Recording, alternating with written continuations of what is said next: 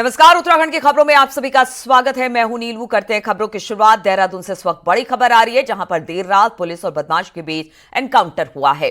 Police checking के दौरान मुठभेड़ हुई है, जिसमें बदमाश घायल हुआ है। घायल बदमाश को अस्पताल में एडमिट करा दिया गया है। मांडूवाला में पुलिस और बदमाश के बीच एनकाउंटर हुआ। पुलिस ने एक बाइक, तमंचा, कारतूस बरामद किया है।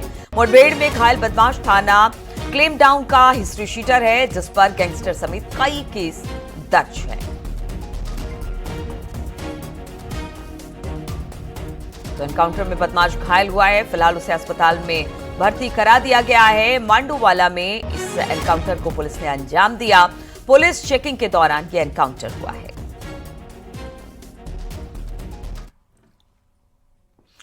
और देहरादून से एक और बड़ी खबर आ रही है। उत्तराखंड में 5 आईपीएस अफसरों के तबादले हुए हैं। राजीव स्वरूप गढ़वाल रेंज के आईजी बनाए गए हैं।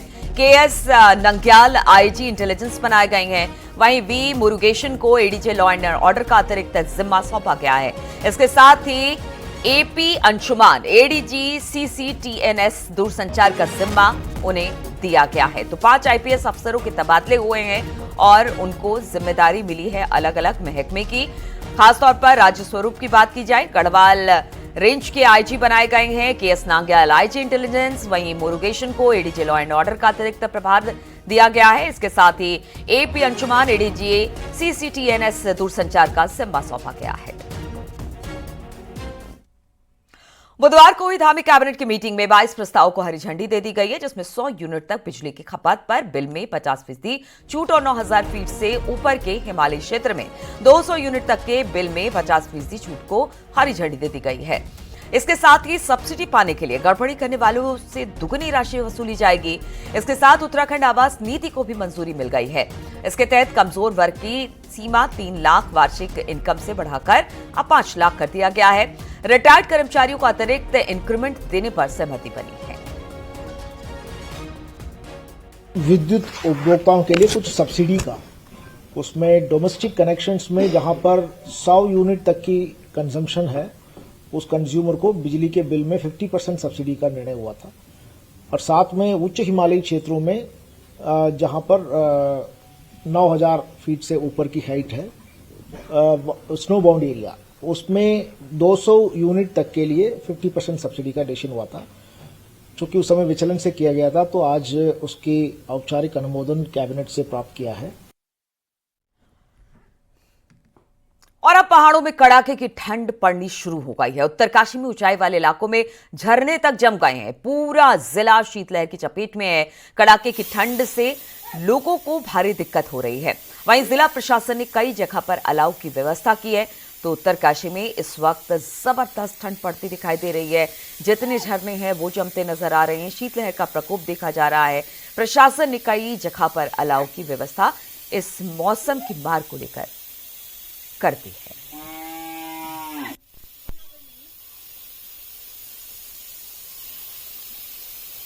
बातचीत करने के लिए उत्तरकाशी से बलबीर परमार इस वक्त हमारे साथ जुड़ गए हैं। बलबीर, लगातार मौसम ठंडा होता चला जा रहा है। अब तो ये बताया जा रहा है कि झरने भी जम गए हैं। क्या स्थिति है वहां की, और प्रशासन की तरफ से क्या व्यवस्था ताकि इस ठंड से निजात मिल सके जो लोग घरों के बाहर निकल रहे हैं या जो टूरिस्ट वहां पर पहुंच रहे हैं उनके लिए? बिल्कुल नीलू, कड़ाके की ठंड अब पिछले कुछ दिनों से महसूस की जा रही है और जो ठंड है लगातार बढ़ती जा रही है। और टेम्परेचर अगर ऊंचाई वाले क्षेत्रों की हम बात करें तो माइनस में पहुंच रहा है, जिससे जो ऊंचाई वाले क्षेत्र में जो रहने वाले लोग हैं उन्हें खासी मुसीबतों का सामना करना पड़ रहा है। और निचले क्षेत्र की बात करें तो वहां भी टेम्परेचर में भारी गिरावट देखने को मिल रही है। और इस समय जो ऊंचाई वाले क्षेत्र है वहां पे जो झरने हैं, जो नदियां हैं, वो भी जमनी शुरू हो गई है। तो कह सकते हैं कि आने वाले दिनों में कड़ाके की ठंड और बढ़ेगी, जिससे कई प्रकार की मुसीबतों का सामना जो स्थानीय लोग हैं उन्हें करना पड़ेगा। हालांकि प्रशासन ने पूरी व्यवस्था बनाई हुई है। नगर क्षेत्र की बात करें तो जगह जगह नगर क्षेत्र में अलाव की व्यवस्था के आदेश जिलाधिकारी ने दिए और अलाव दिख भी रहा है जलते हुए। तो कह सकते हैं कि ठंड आने वाले दिनों में और बढ़ेगी और ठंड से जो जिला अस्पताल है वहां पे मरीजों की संख्या भी बढ़ रही है। जो जिला अस्पताल के जो डॉक्टर है वो भी आवश्यक सलाह जो ग्रामीण क्षेत्र के रहने वाले लोग हैं, चाहे नगर क्षेत्र में रहने वाले लोग, उनको दे रहे हैं, क्योंकि जो ठंड है वो धीरे धीरे अपना दायरा बढ़ा रहा है और टेम्परेचर हर दिन टेम्परेचर में भारी गिरावट देखने को मिल रही है। ठीक है, बहुत बहुत शुक्रिया आपका बलबीर हमारे साथ जुड़ने के लिए। और चारधाम की शीतकालीन यात्रा पर सरकार का जोर है। ऊखीमठ के बाद अब मुख्यमंत्री जल्द खरसाली, मुखबा और ज्योतिर्मठ जाने की तैयारी में है ताकि चारों धामों से शीतकालीन यात्रा का संदेश जाए। देखिए ये रिपोर्ट।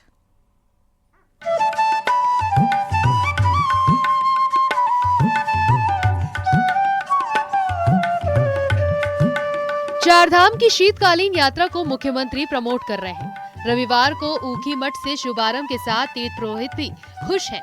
तीर्थ पुरोहित चाहते हैं कि मुख्यमंत्री ऊखीमठ के साथ बाकी 3 जगह भी आए, जिनमें खरसाली, मुखबा और ज्योतिर्मठ भी शामिल है। गंगोत्री के तीर्थ पुरोहित जल्द मुख्यमंत्री से मिलकर मुखबा आने का न्योता देंगे।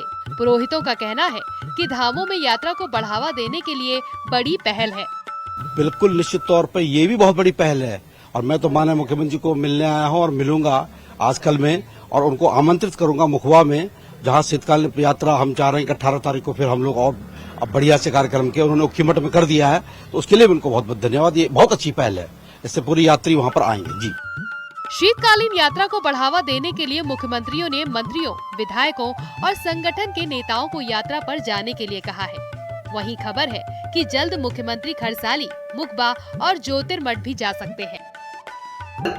शीतकालीन यात्रा को और प्रोत्साहित करने के लिए अब यमुनोत्री के खरसाली में, गंगोत्री के मुखबा में और बद्रीनाथ के ज्योतिर्मठ में, जोशीमठ में से भी इस यात्रा का जल्द ही प्रोत्साहन करने के लिए आदरणीय मुख्यमंत्री जी और माननीय मंत्रीगण यात्रा में शामिल होंगे और यात्रा को प्रोत्साहित करेंगे।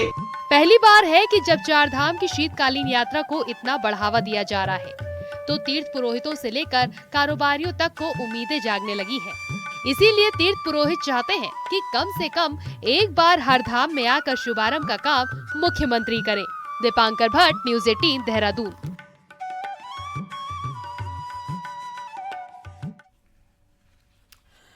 और देहरादून में आज से 10वीं वर्ल्ड आयुर्वेद कांग्रेस का आयोजन होगा। केंद्रीय आयुष मंत्री और सीएम पुष्कर सिंह धामी कार्यक्रम का उद्घाटन करेंगे। वर्ल्ड आयुर्वेद कांग्रेस में 58 देशों के डेलीगेट्स शिरकत कर रहे हैं। वहीं एक्सपर्ट, डॉक्टर, रिसर्चर भी इसमें शामिल होने पहुंच रहे हैं।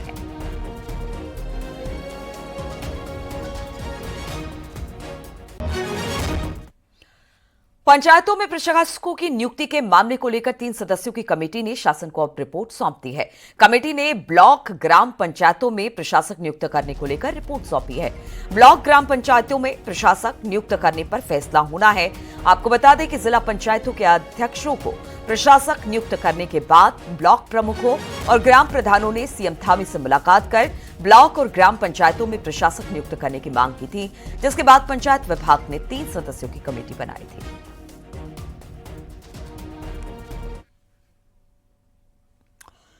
चमोली के नीति मलारी राष्ट्रीय राजमार्ग पर बुधवार को 2 नेपाली मूल के लड़कों का शव नदी में मिला।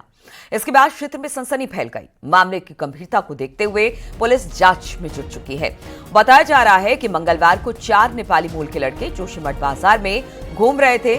सभी चारों नशे में धुत थे। इसके बाद सभी लोग नीति घाटी ब्रिज की तरफ आगे बढ़ गए।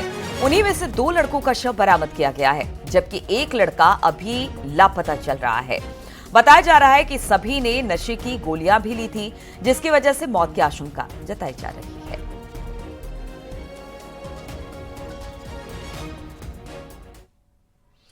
बागेश्वर में बाबा अलख मुनि महाराज की मौत का पुलिस ने अब खुलासा करते हुए 2 आरोपियों को गिरफ्तार किया है।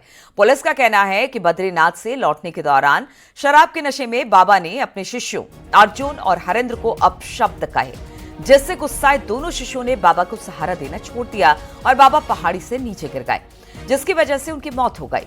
आपको बता दें कि 26 नवंबर को अंग्यारी महादेव मंदिर के पास जंगल में संदिग्ध हालत में बाबा अलख मुनि महाराज का शव मिला था।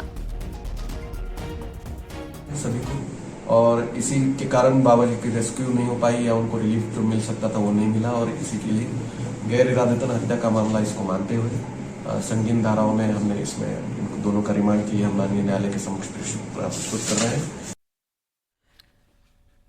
हरिद्वार में कारोबारी के साथ 3 करोड़ की धोखाधड़ी करने वाले नटवर लाल को पुलिस ने दिल्ली से गिरफ्तार कर लिया है। आरोपी कुमार प्रसून ने खुद को एक कंपनी का टेक्निकल हेड बताते हुए बादराबाद क्षेत्र के कारोबारी को डिस्ट्रीब्यूटर बनाने का झांसा देकर करोड़ों की ठगी की थी।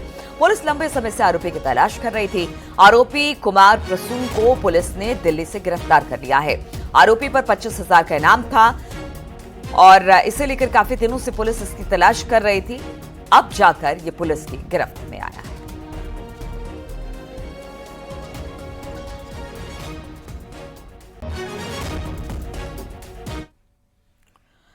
राजधानी देहरादून में लगातार बढ़ रहे हादसों को देखते हुए जिला प्रशासन ने शहर में बड़े बड़े स्पीड ब्रेकर बनाए, लेकिन यही स्पीड ब्रेकर ही अब हादसों का कारण बनते चले जा रहे हैं। देहरादून के घंटाघर स्थित राजपुर रोड का स्पीड ब्रेकर तो हादसों का कारण बनता चला जा रहा है, क्योंकि ब्रेकर बड़ा है और अंधेरे में दिखाई नहीं देने के चलते हादसे हो रहे हैं। बीते 2 दिनों में इस ब्रेकर में ही 1 दर्जन से ज्यादा हादसे हो गए हैं, क्योंकि प्रशासन ने ब्रेकरों को बनाए, लेकिन उनके आगे पीछे पीली पट्टी जो अंधेरे में दिखाई देती है वो लगाना भूल गए।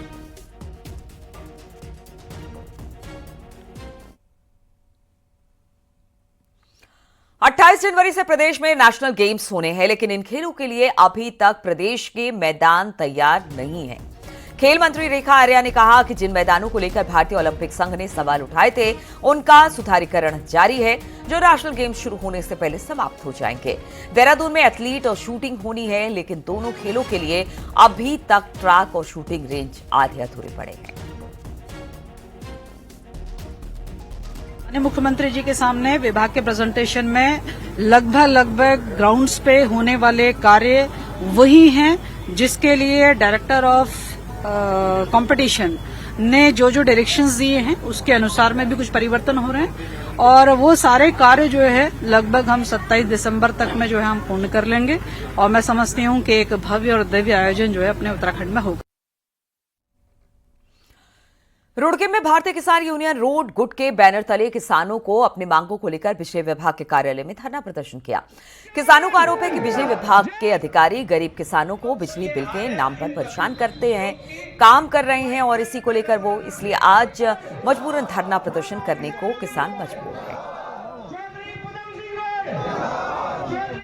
है। मुख्य मांग ये है जो देहात में जो छापेमारी चल रही है और 5-5 हजार 10-10 हजार में जो कनेक्शन काटे जा रहे हैं और किसानों का करोड़ों बकाया है, वो सब कोई दिलवाने को तैयार नहीं, और उन पर मुकदमे लिखे जा रहे। देखिए मांग है जो किसान मजदूर के हक की मांग है, जो एक आम आदमी परेशान है इन सरकारी विभागों से, उन्हीं मांगों को लेकर यहाँ पे एक धरना प्रदर्शन आज किया गया है। अगर हमारी वार्ता सफल रहती है तो ये धरना प्रदर्शन हमारा लंबा चला है। तो ये बिजली विभाग के लोग चोरों की तरह लोगों घरों में घुसने का काम कर रहे हैं। रात को 4-5 बजे 3 बजे लोगों घरों में घुसने का काम कर रहे हैं। भाई लोगों को क्या पता कौन आ रहा है। प्रदेश सरकार की एयर एम्बुलेंस सेवा पहाड़ी जिलों के लिए वरदान साबित हो रही है। ये सेवा यहां के मरीजों के लिए किसी संजीवनी से कम नहीं। बुधवार को चमोली में गंभीर रूप से घायल मरीज यशवंत को एयर एम्बुलेंस के जरिए ऋषिकेश भेजा गया। यशवंत चमोली के जिला मुख्यालय गोपेश्वर में अस्पताल में भर्ती था।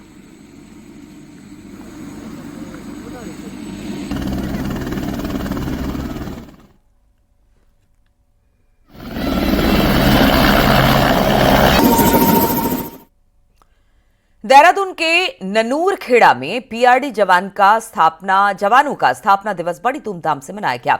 रैतिक परेड की सलामी कैबिनेट मंत्री रेखा आर्या ने ली। रेखा आर्या ने कहा कि आपदा, 4 धाम यात्रा, चुनाव में पीआरडी जवानों की भूमिका अहम होती है, और सरकार ने जहां जवानों के प्रति दिन का मानदेय बढ़ाया, वहीं महिला जवानों को मातृत्व अवकाश भी दिया। साथ ही रेखा आर्या ने घोषणा की कि पीआरडी जवानों को बेटी की शादी पर 50,000 दिए जाएंगे।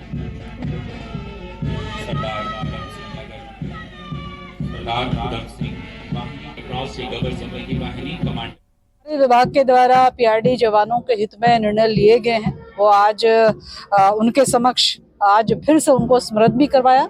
इसके साथ ही जो कुछ नए निर्णय हुए हैं, जहां हमने मृत आश्रितों को आज नौकरी दी है, जहां आज उनकी बच्चियों को छात्रवृत्ति देने की बात हो रही है, वो दी भी है।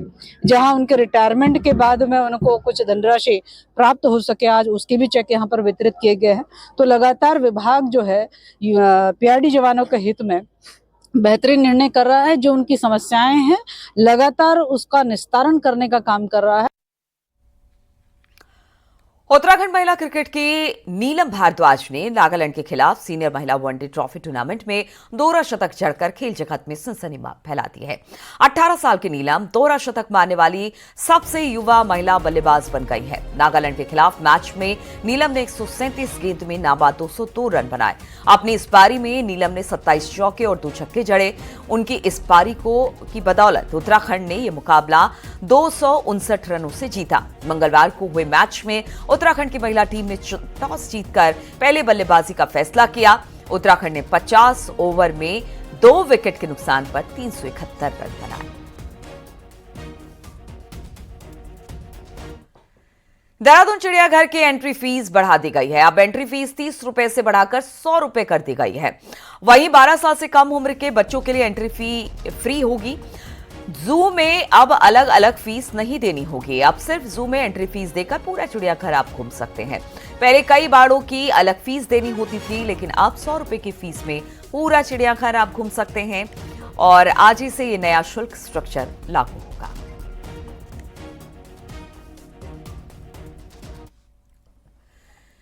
नवंबर महीने में उत्तराखंड में 2 बड़े सड़क हादसे हुए। पहला अल्मोड़ा के मारचूला में यात्री बस खाई में गिर गई और दूसरा राजधानी देहरादून में।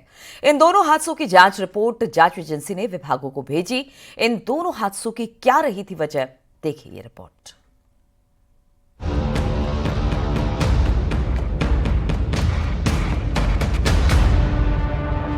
उत्तराखंड में बीते महीने 2 बड़े सड़क हादसे हुए थे, जिसमें अल्मोड़ा जिले के मरचूला में हुए हादसे में 36 लोगों की मौत हुई थी, जबकि देहरादून में हुए हादसे में 6 युवकों की दर्दनाक मौत हो गई थी।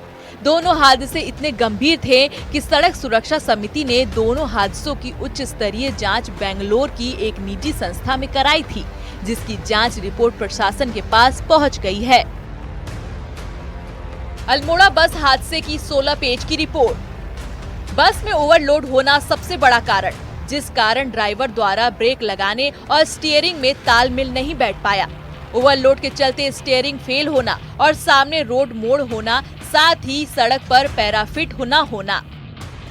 रिपोर्ट में उपाय भी दिए गए हैं। ऐसे पहाड़ी इलाकों में ओवरलोड होने की संभावनाओं को कम करने के लिए उठाए जाने वाले कदम क्रैश बैरियर, गति सीमा संकेत, शेवरॉन संकेत और सड़क चिन्ह के साथ महत्वपूर्ण मोड़ पर उत्तल दर्पण और सड़क की सतह का सही से रखरखाव।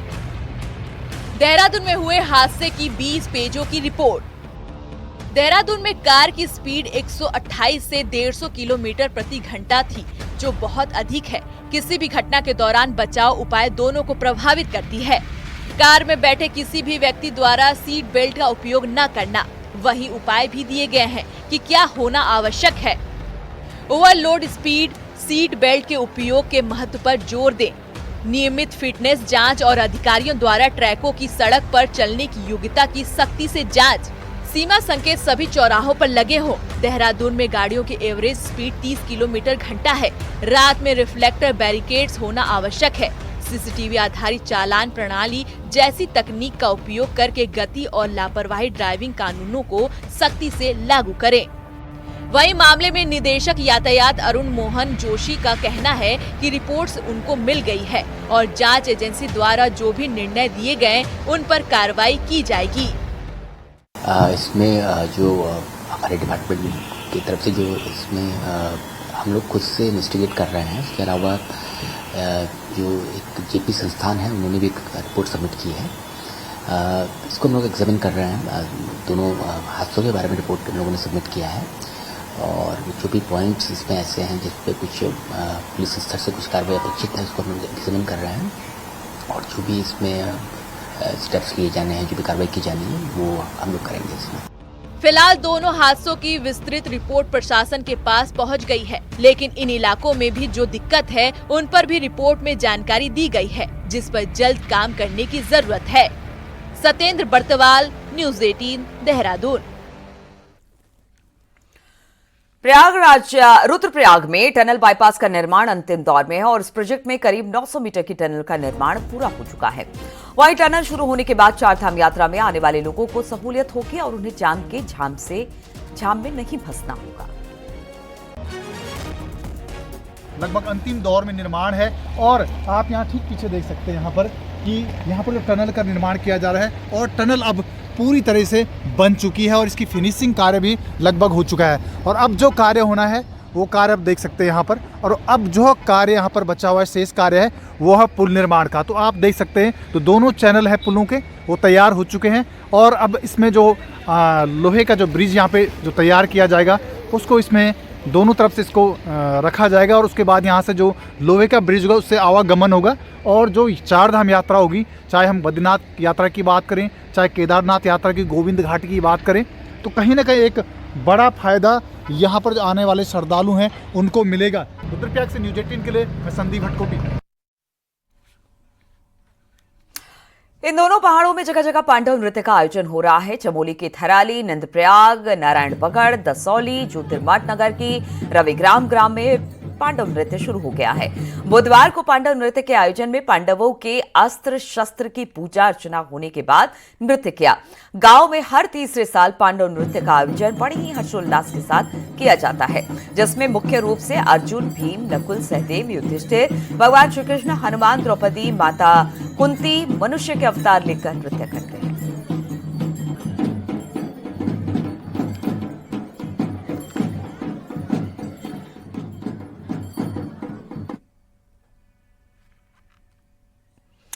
और अब देख लेते हैं पहाड़ टॉप 10। बांग्लादेश में हिंदुओं पर हो रहे अत्याचार के विरोध में कांग्रेस ने हरिद्वार के लक्सर में जोरदार प्रदर्शन किया।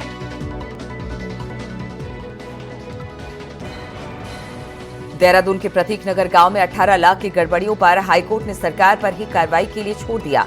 कोर्ट ने कहा कि 10 दिनों के अंदर सरकार कार्रवाई करे।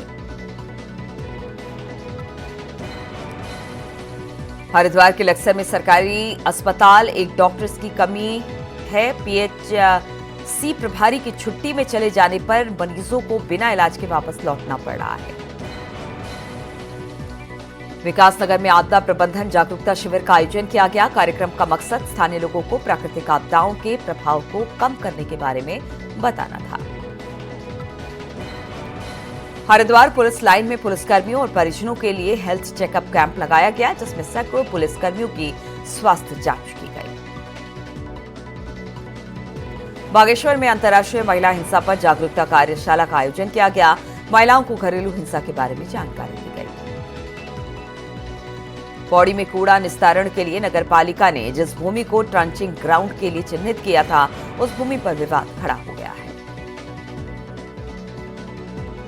बागेश्वर डीएम ने जिला अस्पताल का औचक निरीक्षण किया। उन्होंने मरीजों से बातचीत कर उनकी समस्याएं जानी और अस्पताल की सफाई व्यवस्था पर नाराजगी भी जताई।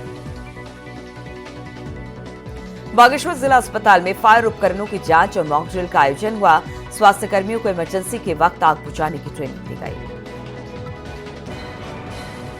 ऋषिकेश में फाइबर ग्लास का बजरंग सेतु बन रहा है, जिसका इंतजार स्थानीय लोगों के साथ साथ विश्व भर के पर्यटकों को भी है।